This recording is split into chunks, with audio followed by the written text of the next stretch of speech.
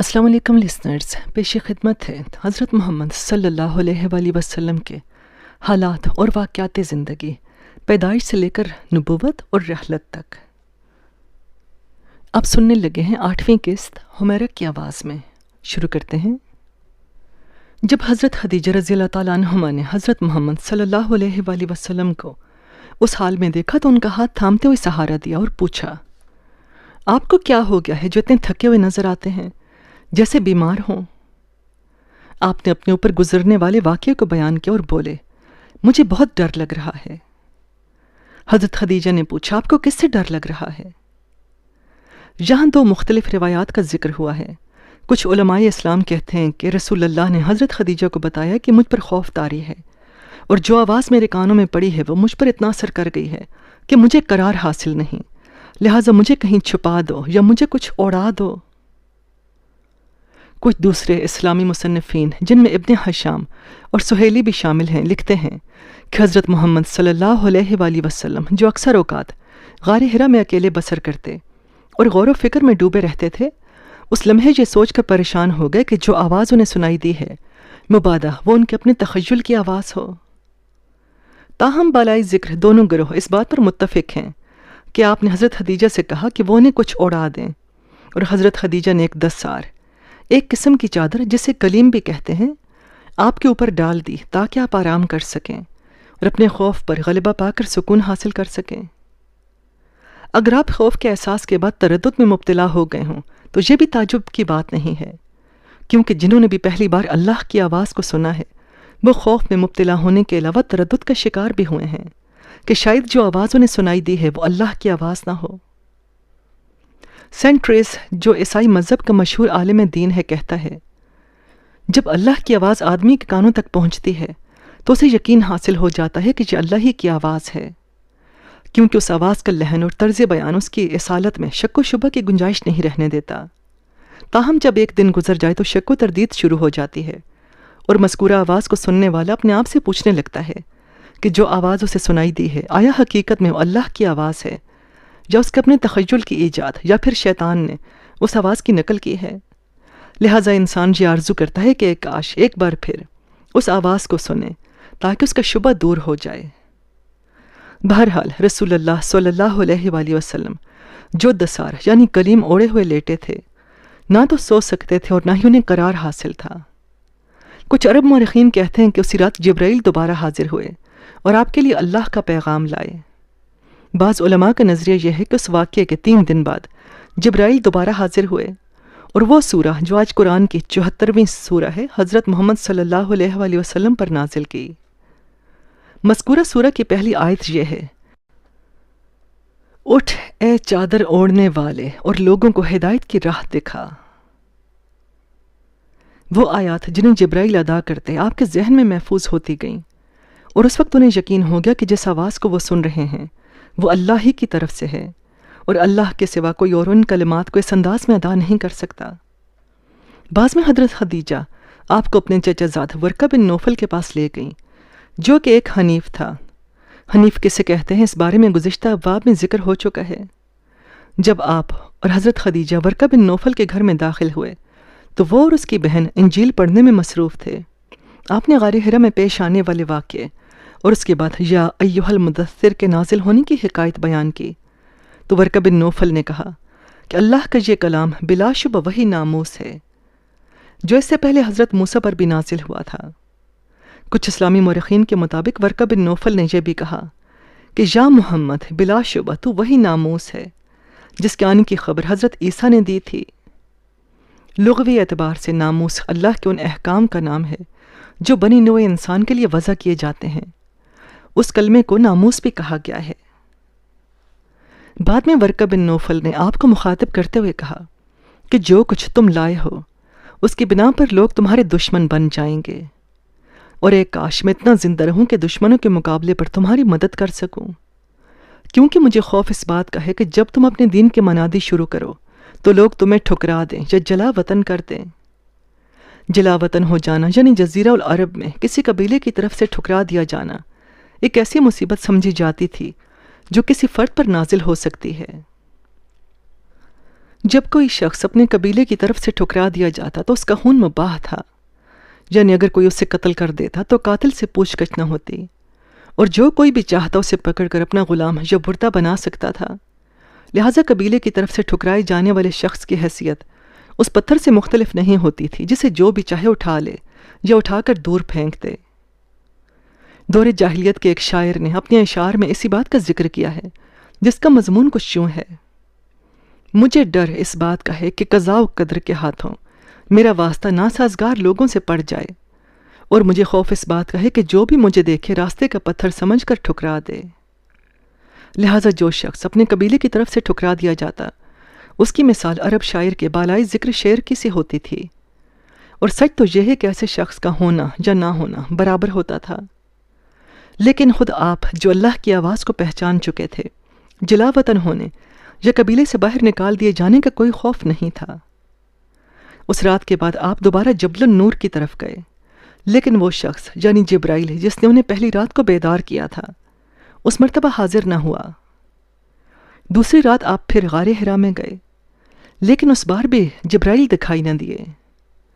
آپ کا یہ معمول بن گیا کہ جب تاریکی چھا دیتی تو وہ حضرت خدیجہ سے رخصت ہو کر غار حرا کی طرف روانہ ہو جاتے، اور وہاں اس امید پر بیٹھے رہتے کہ شاید جبرائیل کو دیکھ سکیں، لیکن وہ نظر نہ آتے۔ رفتہ رفتہ ایک نامعلوم غم و اندوہ کی کیفیت ان پر طاری ہونے لگی، اور حضرت خدیجہ جتنی بھی کوششیں کرتیں تو انہیں تسلی و تشفی دینے میں کامیاب نہ ہوتی تھیں۔ بعض اوقات ایسا بھی ہوتا کہ جب آپ اپنے گھر سے نکل کر شب بھر غار حرا میں قیام کرتے تو اگلے دن اور اگلی رات بھی وہیں ٹھہرے رہتے، اور دوسرے دن جب صبح کے وقت گھر لوٹتے تو پہلے سے زیادہ خستہ اور ملول نظر آتے تھے۔ ایک رات جب آپ غار حرا میں گئے تو بہت اداس تھے۔ آپ اپنی قبا اوڑے خواب و بیداری کے عالم میں تھے کہ جبرائیل کی مانوس آواز سنائی دی جو کہہ رہے تھے: یا محمد صلی اللہ علیہ وآلہ وسلم، آپ اللہ کے رسول ہیں اور میں جبرائیل ہوں۔ آپ یہ سن کر اٹھ کر بیٹھ گئے اور اس بات کا انتظار کرنے لگے کہ شاید جبرائیل کچھ اور کہیں، لیکن انہوں نے مزید کچھ نہ کہا۔ اگلی صبح جب آپ گھر واپس لوٹے تو امی خدیجہ نے دیکھا کہ بہت حشاش بشاش ہیں۔ آپ نے بتایا کہ گزشتہ شب وہ ایک بار پھر جبرائیل کی آواز سننے میں کامیاب ہوئے ہیں، اور اس بات پر خوش ہیں کہ اللہ کی نظروں سے گرے نہیں۔ اس کے بعد 3 سال تک آپ راتوں کو غار حرا میں جاتے رہے، اور وہاں صبح تک غور و خوض میں ڈوبے رہتے، اور دائم اللہ کے بارے میں سوچتے رہتے تھے۔ کبھی کبھی جبرائیل کی آواز بھی سنائی دیتی جو صرف یہ کہتے کہ یا محمد صلی اللہ علیہ وآلہ وسلم، آپ اللہ کے رسول ہیں اور میں اس کا فرشتہ جبرائیل ہوں۔ لیکن اس کے علاوہ جبرائیل کوئی اور بات نہ کہتے تھے۔ اس اثناء میں کوئی رات ایسی نہ تھی کہ آپ شب تا سحر اللہ کے بارے میں غور و فکر نہ کریں، اور ہر شب ان آیات کو جو ان پر نازل ہوتی دہراتے رہتے تھے۔ اس 3 سالہ مدت کو مسلمانوں نے دورانیہ فطرت یا فطرت الوحی کے نام سے پکارا ہے، یعنی وہ مدت جس میں قرآنی آیات کا نازل ہونا موقوف ہو گیا تھا۔ مسلمانوں کا نظریہ یہ ہے کہ فطرت الوحی اس لیے پیش آئی کہ آپ اپنے عظیم مشن کو پایہ تکمیل تک پہنچانے کے لیے مزید غور و خوض کر سکیں، اور ان 3 سالوں میں ان کی معنوی اور روحانی نشوونما مکمل ہو جائے۔ 3 سال کے بعد ایک رات جبرائیل غار میں آپ کے پاس آئے، اور سورۃ ضحیٰ کی صورت میں، جو کہ آج قرآن کی 93ویں سورہ ہے، اللہ کا پیام لائے۔ سورۃ ضحیٰ وہ دوسری سورت ہے جو پہلی سورہ کے 3 سال بعد نازل ہوئی۔ دور فطرت یا فطرت الوحی کے بارے میں اسلامی مفکرین کے درمیان اختلاف رائے موجود ہے۔ کچھ کہتے ہیں کہ وہ دورانیہ صرف چند روز یا زیادہ سے زیادہ 10 دنوں پر مشتمل تھا۔ بعض محققین کے مطابق دوران فطرت 10 ماہ پر محیط تھا، جبکہ کچھ دوسرے علماء جن میں طبری، بہقی اور بخاری شامل ہیں اس بات کے قائل ہیں کہ فطرت الوحی 3 سال تک جاری رہی تھی۔ فطرت کے زمانے میں آپ ایک نبی تھے، اور مسلمانوں نے اس مدت کو دور نبوت کا نام دیا ہے، لیکن سورۃ ضحیٰ کے نازل ہونے کے بعد آپ کی زندگی میں رسالت کا آغاز ہو گیا۔ دوران نبوت میں آپ صرف ایک نبی تھے، جبکہ سورہ والضحیٰ کے نازل ہونے کے بعد رسول بن گئے، اور رسول یعنی اللہ کا بھیجا ہوا، اللہ کا نمائندہ۔ نبی یعنی وہ جو خبر یا بشارت دے، اور رسول یعنی وہ جو اللہ کے لکھے ہوئے قانون کو انسانوں تک پہنچائے۔ مغربی دانشور نبوت اور رسالت کے درمیان فرق کو نہیں سمجھتے اور ان دو لفظوں کا ایک ہی مطلب نکالتے ہیں، لیکن اسلامی علماء ان دو کے درمیان فرق کے قائل ہیں اور دوران رسالت سے پہلے کا زمانہ سمجھتے ہیں، اور ان کا کہنا ہے کہ نبی وہ ہے جو اطلاع یا بشارت دے، لیکن رسول اسے کہتے ہیں جو اللہ کے لکھے ہوئے قانون کو لوگوں تک پہنچانے کا فریضہ انجام دے۔ سورہ الضحیٰ جو فطرت الوحی کے بعد آپ پر نازل ہوئی، ایک ایسی مسرت بخش سورہ ہے جس میں اللہ نے اپنے پیغمبر سے محبت کا اظہار کیا ہے۔ اللہ جو یہ جانتا تھا کہ فطرت کے 3 سالوں یا 10 دنوں یا 10 مہینوں میں آپ بہت غمگین اور افسردہ رہے ہیں،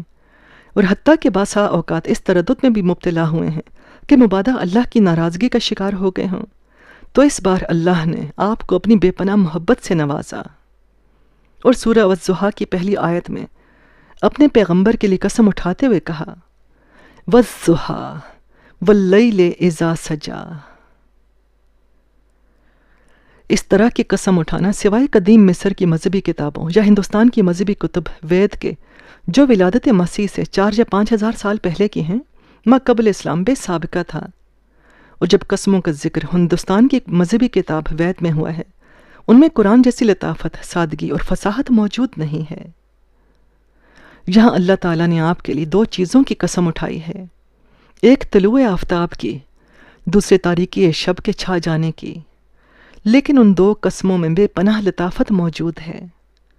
جب انسان اس آیا کو پڑھتا ہے تو یوں محسوس ہوتا ہے جیسے وہ موسم بہار کی دلنشیں صبح کو سبزے سے بھری ہوئی ایسی سرزمین پر جہاں تمام شگوفے کھل اٹھے ہوں سورج کے طلوع ہونے کا نظارہ کر رہا ہو۔ ایک مغربی قاری جو عربی زبان کو نہیں جانتا والضحیٰ کو طلوع آفتاب کے طور پر ترجمہ کرے گا، لیکن عربی زبان میں والضحیٰ کا مطلب صرف یہی نہیں بلکہ اس کے مجازی معنی بہت وسیع ہیں۔ عربی زبان میں والضحیٰ کا مفہوم یہ ہے قسم اس وقت کی جب سورج کی شعاعیں افق سے نمودار ہوں اور رفتہ رفتہ یوں پھیلنے لگیں کہ زمین کا گوشہ گوشہ سورج کی روشنائی سے چمک اٹھے، اور پھر ساری کائنات آنکھوں کو خیرہ کر دینے والے سورج کے نور سے منور ہو جائے۔ واہ سبحان اللہ۔ واللیل اذا سجا اس آیا کی دوسری قسم ہے۔ پہلی قسم کی طرح اس کے مجازی معنی بھی بہت وسیع ہیں، اور وہ مفہوم جو ایک عربی زبان سے آشنا اقتباس کرتا ہے کسی یورپی باشندے کے ذہن میں نہیں سما سکتا۔ ایک یورپین جب دوسری قسم کو کسی یورپی زبان میں ترجمہ کرنا چاہے تو یوں ترجمہ کرے گا، اور قسم رات کی جب سب جگہ تاریکی چھا جائے، لیکن واللیل اذا سجا کا مطلب یہ نہیں بلکہ اس کا مفہوم کچھ اس طرح ہے، قسم اس وقت کی جب تاریکی چھا جاتی ہے اور دنیا تاریکی میں ڈوب جاتی ہے، اور اس جہان پر طاری ہونے والا سکوت اتنا گہرا ہوتا ہے کہ کہیں دور سے اٹھنے والی ہلکی سی آواز بھی بہت قریب سے سنائی دیتی ہے۔ حتیٰ کہ یہ ترجمہ بھی حق کے مطلب کو پورا نہیں کرتا، اور ایک عرب باشندہ جب اس قسم کو پڑھتا ہے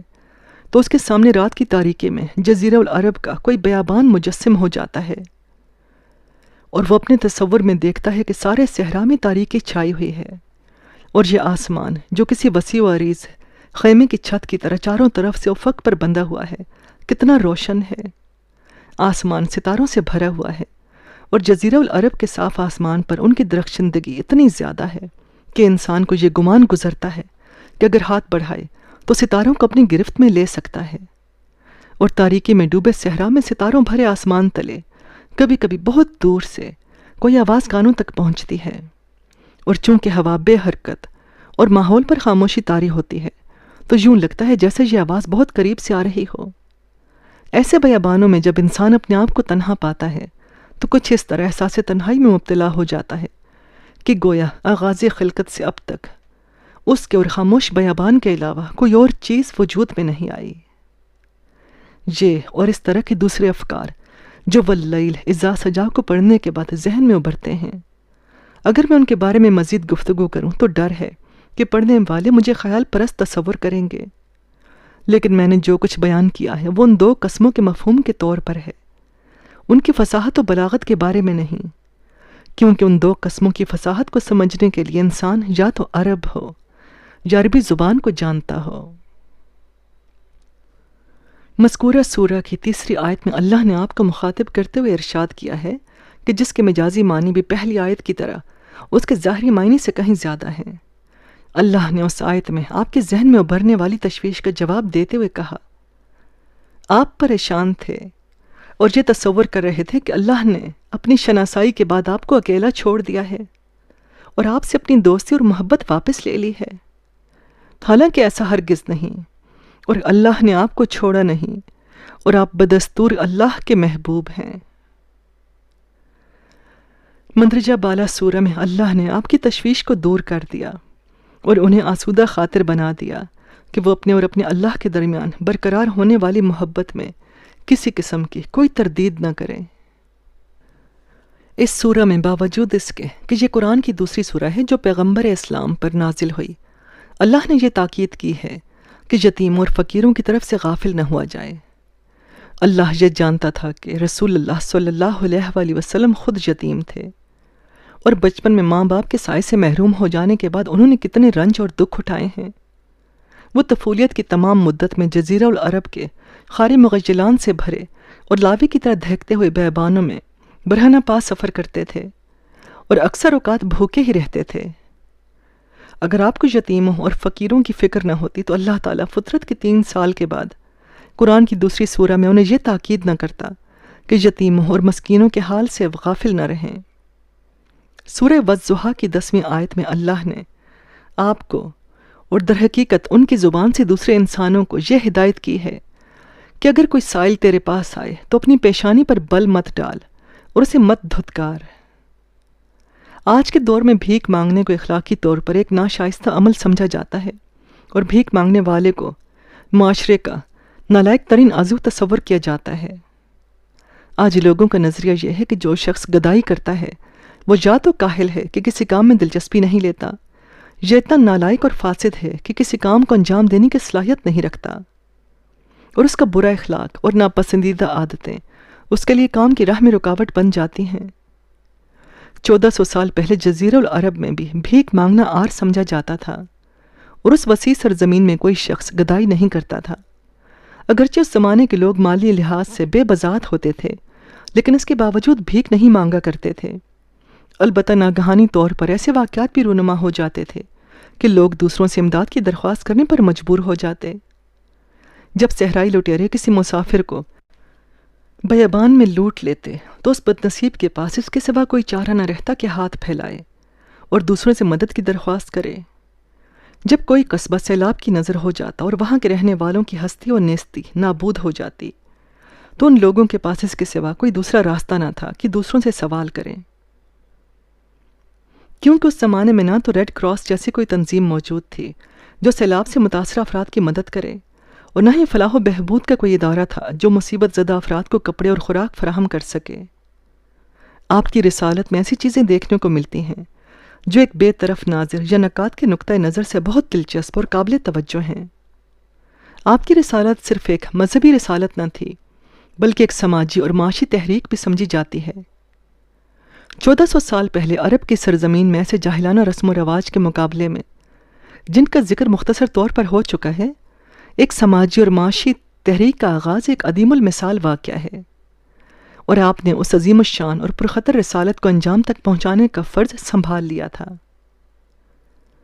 اس حقیقت کو نمایاں کرنے کے لیے کہ آپ کی رسالت ایک مذہبی رسالت نہ تھی بلکہ ایک سماجی اور معاشی تحریک بھی تھی، قرآن کی 6236 آیات میں کئی بار اس مطلب کو دہرایا گیا ہے، اور اگر میں ان کی تفصیل بیان کروں تو شاید پڑھنے والوں کے لیے خستگی یا کسالت کا سبب بنے، کیونکہ وہ لوگ مسلمانوں کی طرح قرآنی آیات سے آشنائی بھی نہیں رکھتے۔ میں نے 2 فرانسیسی دانشوروں سے، جو دونوں عربی زبان کے استاد ہیں اور عربی ادب کے ماہر بھی، یہ سنا ہے کہ وہ رسول اللہ صلی اللہ علیہ وآلہ وسلم کو صرف مذہبی قوانین کا مبلغ سمجھتے ہیں، جبکہ یہ سراسر ناانصافی اور غلط فہمی ہے۔ آپ مذہبی قوانین کے مبلغ ضرور تھے، لیکن ایک عظیم سماجی اور معاشی تحریک کے پیشوا بھی تھے، لہٰذا اسی لیے جو قوانین اللہ کی طرف سے مرتب ہوتے وہ ان پر مرحلہ بر مرحلہ نازل ہوتے تھے۔ لوگوں کو اس بات پر حیرت ہوتی تھی کیونکہ آپ سے پہلے جتنے بھی آسمانی قوانین آئے وہ یکلخت نازل ہوتے تھے، مرحلہ وار نہیں۔ آپ سے پہلے جتنے بھی پیغمبر آئے وہ اپنے قوانین کو ایک مرتبہ اور ایک ہی وقت میں لاتے تھے، جبکہ آپ جو قوانین لائے وہ 23 سال کے عرصے میں 610 عیسوی سے ان کی رحلت تک بتدریج نازل ہوئے۔ قرآن کے بتدریج نازل ہونے کی وجہ، جیسا کہ قرآن کی 25ویں سورہ الفرقان کی 32ویں آیت میں ذکر ہوا ہے، وہ یہ ہے کہ آپ قرآنی آیات کو حفظ کر سکیں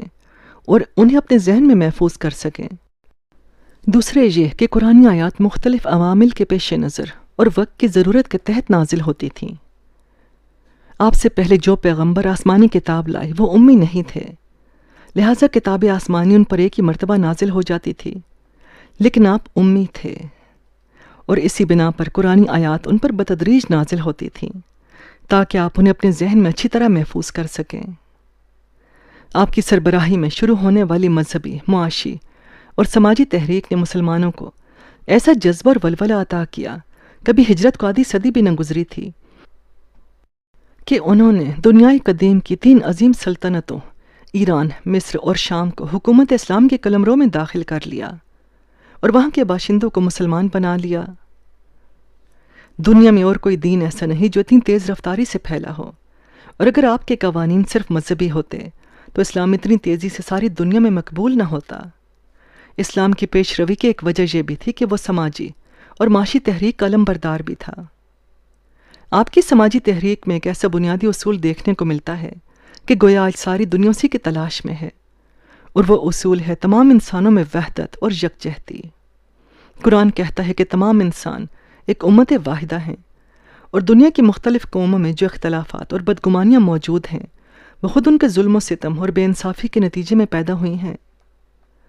جس آیت میں مندرجہ بالا مفہوم کا ذکر ہوا ہے وہ قرآن کی دوسری سورہ البقرہ کی حسب ذیل 213ویں آیت ہے۔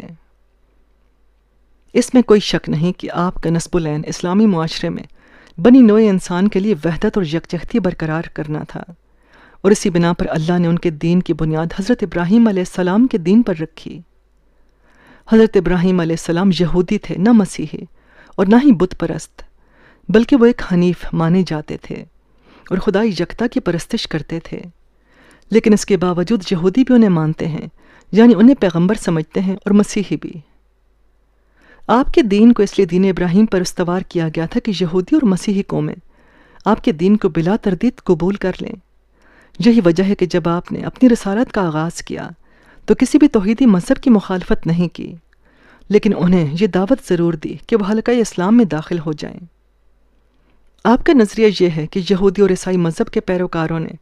ان احکامات کو جو اللہ کی طرف سے حضرت موسیٰ علیہ السلام اور حضرت عیسیٰ علیہ السلام پر نازل ہوئے تھے صحیح طور پر تعبیر نہیں کیا، اور چونکہ حضرت موسیٰ اور حضرت عیسیٰ کے ماننے والوں نے ان 2 پیغمبروں کے احکامات کو درست طریقے سے نہیں فالو کیا، تو اسی وجہ سے یہودی اور عیسائی قومیں ہدایت نہ پا سکیں، اور اگر وہ اسلام کو قبول کر لیں تو انہیں بھی دین اور دنیا کی بھلائی نصیب ہوگی۔ اسلام عربی زبان کے خوبصورت کلمات میں سے ایک ہے، اور اسی طرح قرآن کا لفظ بھی عربی زبان کے برجستہ اور دلنشین لفظوں میں شمار ہوتا ہے۔ جہاں تک روایات کا تعلق ہے تو اللہ تعالیٰ نے آپ سے پہلے صرف ایک بار اسلام کا تذکرہ کیا ہے، اور وہ اس وقت تھا جب حضرت ابراہیم علیہ السلام نے اللہ کی راہ میں اپنے فرزند کی قربانی دینے کا فیصلہ کیا، تاہم اللہ نے ان کے بیٹے کی قربانی کو بخش دیا تھا۔ روایت ہے کہ اس واقعے کے بعد اللہ نے کہا کہ حضرت ابراہیم اور ان کا بیٹا حضرت اسماعیل اسلمہ ہو گئے، یعنی انہوں نے اپنے آپ کو اللہ کے ارادے کے سامنے تسلیم کر دیا، اور اسلام یعنی مشیت الہی کے سامنے تسلیم ہو جانا، اور مسلمانوں سے کہتے ہیں جو اللہ کی مرضی کے سامنے سر تسلیم خم کر دے۔ قرآن بھی عربی زبان کے خوبصورت کلمات میں سے ایک ہے، اور اسے فرقان کا نام بھی دیا گیا ہے۔ فرقان کا مطلب ہے علیحدہ علیحدہ، اور قرآن کو فرقان کا نام دینے کی وجہ یہ ہے کہ قرآن کے مختلف حصے یکایک نازل نہیں ہوئے، بلکہ علیحدہ علیحدہ مختلف وقفوں میں نازل ہوئے ہیں۔ اس کے علاوہ قرآن کا مطلب سچ کو جھوٹ سے جدا کر دینے والے کے بھی ہیں۔ جیسا کہ ہم جانتے ہیں عربی زبان کے کچھ کلمات بنیادی طور پر دوسری زبانوں سے اقتباس شدہ ہیں، اور یہ کلمات اسلام سے صدیوں پہلے عربی زبان میں اور اس کے بعد قرآن میں داخل ہوئے، اور خود قرآن کا لفظ بھی ایسے ہی کلمات میں سے ایک ہے۔ لفظ قرأت کہ قرآن بھی اسی سے ماخوذ ہے۔ دراصل سریانی زبان سے عربی زبان میں داخل ہوا، اور قرآن کا مطلب ہے قرأت یا مقدس کلام کا پڑھنا، اس لیے عام کلام کے پڑھنے کو قرآن نہیں کہا جا سکتا، اور چونکہ قرآن اس میں خاص یعنی ایسے کلام کا مجموعہ جو اللہ کی طرف سے آپ پر نازل ہوا، اس لیے کسی اور کلام کو قرآن کا نام نہیں دیا جا سکتا۔ کچھ اسلامی مفکرین کی رائے ہے کہ تیسری سورہ جو آپ پر نازل ہوئی سورہ قیامت ہے، جو 40 آیات پر مشتمل ہے۔ آپ قرآنی آیات کو جو آپ پر نازل ہوتی تھیں بڑی عجلت کے ساتھ پڑھتے تھے، کیونکہ آپ کو خوف تھا کہ کلام اللہ کو کہیں فراموش نہ کر بیٹھیں۔ لیکن اللہ تعالیٰ نے سورہ القیامہ میں دوسری آیات کے ضمن میں یہ آیت بھی نازل کی اور فرمایا، اے میرے رسول، جب قرآن کو پڑھو تو اپنی زبان کو تیزی سے حرکت میں نہ لاؤ، یعنی قرآن کو عجلت کے ساتھ مت پڑھو۔ اسی سورہ کی 17ویں آیت میں آیا ہے، ہم قرآن کو تمہارے ضمیر میں جمع کر دیں گے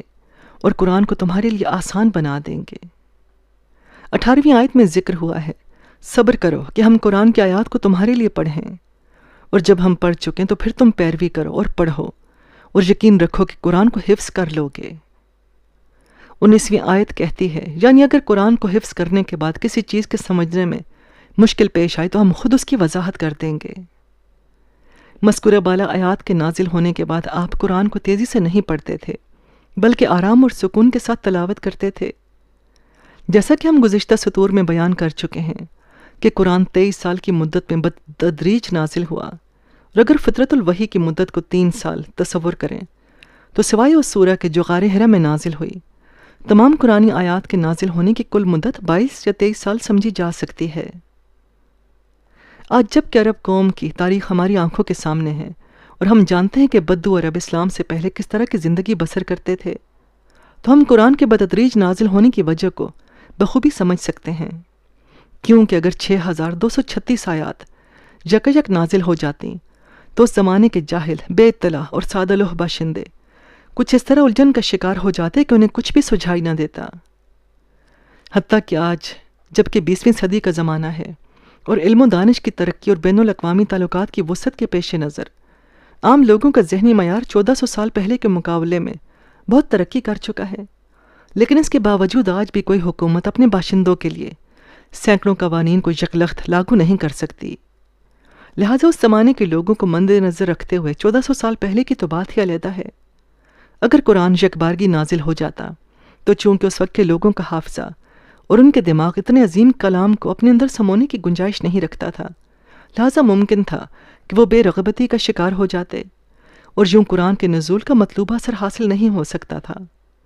لہٰذا قرآن کے نازل ہونے کا فطری اور شعوری طریقہ یہی تھا کہ وہ بتدریج نازل ہوتا، تاکہ لوگ رفتہ رفتہ اللہ کے کلام اور اس کے احکام سے مانوس ہوں، اسے سمجھ سکیں اور پھر اس پر عمل کر سکیں۔